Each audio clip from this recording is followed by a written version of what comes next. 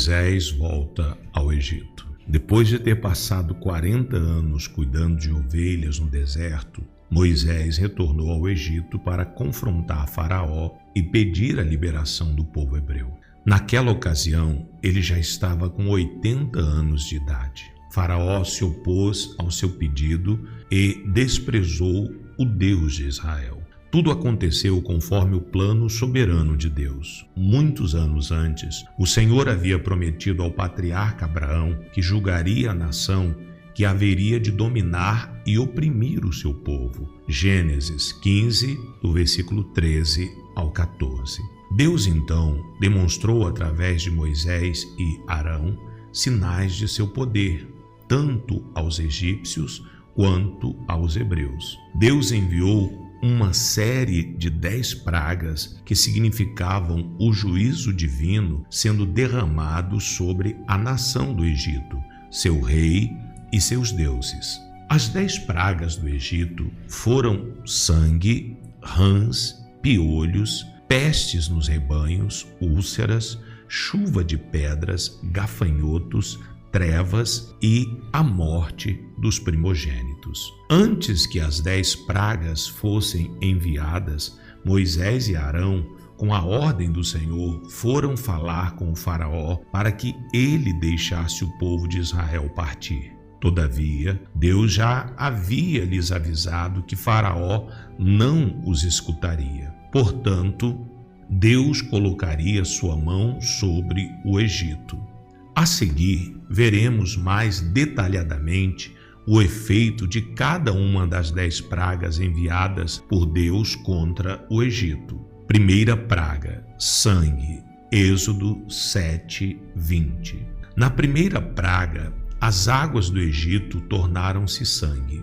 Aqui é importante saber que o rio Nilo não foi o único afetado por essa primeira praga. Todos os canais, lagoas e reservatórios de água que haviam no Egito também foram atingidos pela praga. Êxodo 7, 17 ao 19. Alguns argumentam que esta praga consistiu apenas na transformação das águas em uma coloração vermelha.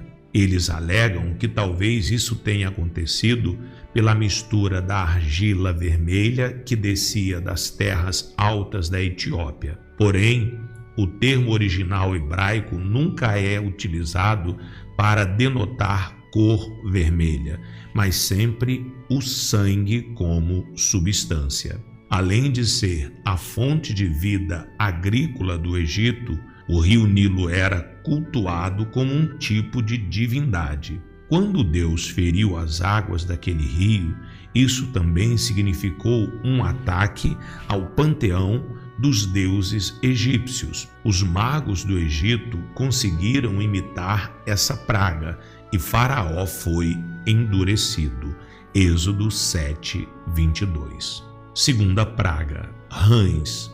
Êxodo 8, 6. Na segunda praga, muitas rãs provenientes do rio e de todos os canais daquela terra invadiram o Egito. Com essa praga, Faraó pediu que Moisés e Arão rogassem ao Senhor para que as rãs fossem tiradas de sobre as casas dos egípcios. Ele também prometeu libertar o povo. Entretanto, logo depois do fim da segunda praga, Faraó continuou com o coração endurecido. Aqui é importante saber que na cultura religiosa egípcia, as rãs representavam a deusa Eket, combinado ao fato de que o rio estava produzindo tais rãs. Isso significava que 2 elementos sagrados do paganismo egípcio estavam lhe representando desgraças. Os magos do Egito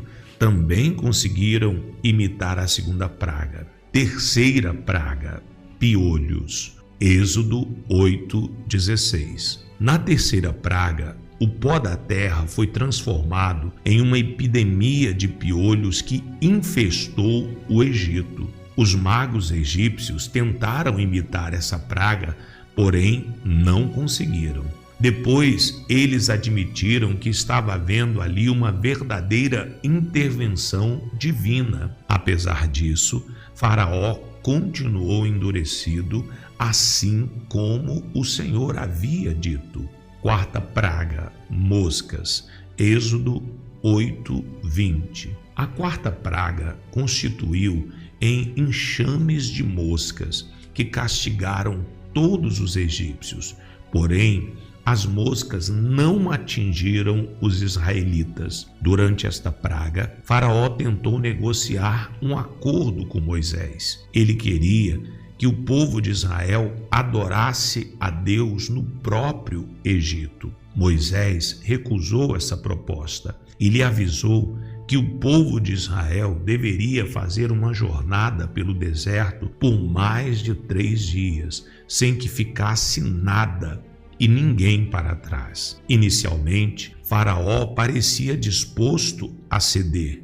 No entanto, assim que os enxames de moscas sumiram, Faraó terminou endurecido novamente. Quinta praga, pestes nos rebanhos. Êxodo 9:6. A quinta praga foi uma pestilência terrível que atingiu os rebanhos dos egípcios que estavam no campo. Essa peste matou os cavalos, jumentos, camelos, ovelhas e o gado em geral. Para a execução dessa praga, Deus designou certo tempo específico, a saber, o dia seguinte. Assim como ocorreu na quarta praga, os rebanhos dos israelitas não foram atingidos. Esse fato fez com que Faraó investigasse o caso, porém, seu coração continuou endurecido. Sexta praga, úlceras. Êxodo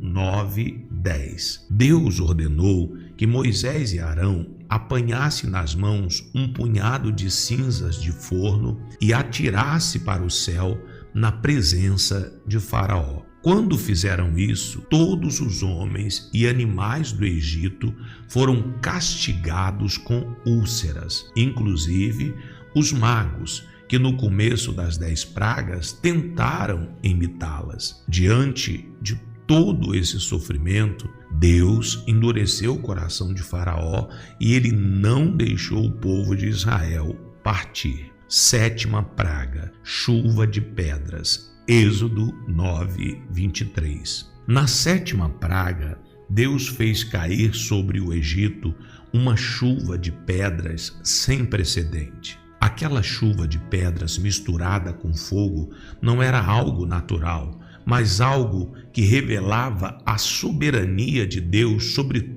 toda a criação. Antes, Deus também avisou que quem quisesse sobreviver, que se recolhesse em suas casas. Alguns dos oficiais de Faraó, já tendo aprendido a temer a palavra do Senhor, recolheram seus servos e gados em lugares seguros. A chuva de pedras castigou todo o Egito, mas deixou ilesa a terra onde estavam os filhos de Israel. Com essa praga, Faraó implorou por alívio. Ele também admitiu uma possível culpa de sua parte e prometeu libertar o povo de Israel. Entretanto, quando a chuva de pedras parou, novamente ele endureceu o seu coração. Oitava praga, gafanhotos. Êxodo 10:13. A oitava praga trouxe um número incontável de gafanhotos sobre o Egito. Tais gafanhotos devoraram tudo o que havia sobrado após a sétima praga, de modo que não restou nenhum verde nas árvores. Antes de o Egito ser castigado por gafanhotos, Faraó tentou negociar mais um acordo com Moisés, mas a proposta foi recusada e os gafanhotos cobriram toda a terra do Egito. Faraó, então, mandou chamar Moisés e mais uma vez confessou ter pecado. Ele pediu que Moisés orasse ao Senhor para que os gafanhotos se retirassem, mas no final terminou endurecido. Nona praga, trevas. Êxodo 10, 22. Na nona praga, Deus enviou sobre o Egito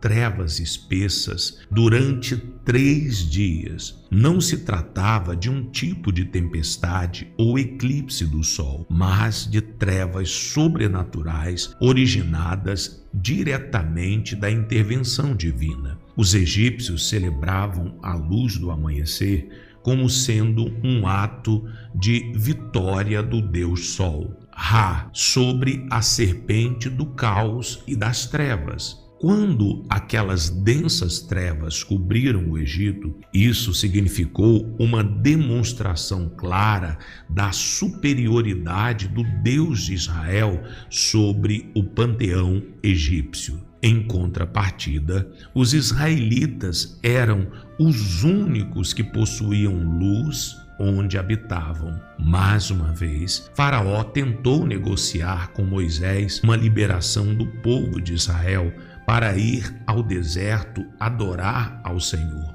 Mas, como das outras vezes, ele terminou endurecido. Faraó até ordenou que Moisés saísse de sua presença sob ameaça de matá-lo caso voltasse a vê-lo.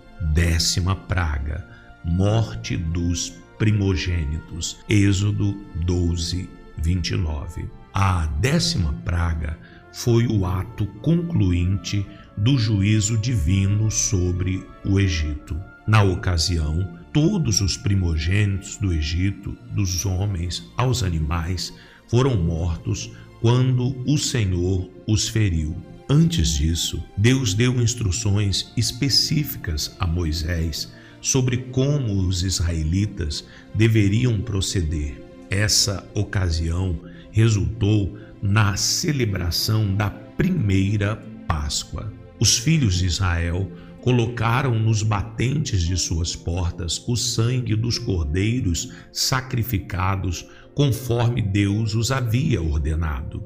Assim, o juízo de Deus passou por cima de suas casas, sem que qualquer um de seus primogênitos fossem ferido. Como resultado da 10ª praga, Faraó e o povo do Egito suplicaram que os israelitas fossem embora. Daí o termo Páscoa, passar por cima, pois o anjo destruidor não entrou nas casas onde tinha a marca do sangue do cordeiro. Uma alusão também ao sangue do cordeiro, o sacrifício feito por Deus para que aqueles que fossem lavados pelo sangue do cordeiro, o seu filho, também não perecesse, mas tivesse a vida eterna. Uma grande lição que aprendemos nesta parte da história de Moisés é que não devemos negociar com o mal a nossa fé, o nosso serviço a Deus. Em 4 momentos específicos, vemos Faraó tentar propor a Moisés que fizesse um acordo com ele. Nós não fazemos acordo com o mundo, não fazemos acordo com a força das trevas, não negociamos a nossa fé e nem a nossa salvação. Essa foi a segunda parte da história de Moisés. Nós voltaremos com a terceira parte. Se você gostou, compartilhe este vídeo com pessoas para edificar a vida delas. Não esqueça de se inscrever aqui no canal, inscreva-se no canal, ative o sininho das notificações para receber os avisos e deixe o seu comentário a respeito deste estudo. Que Deus te abençoe. Até a terceira parte do estudo da vida de Moisés.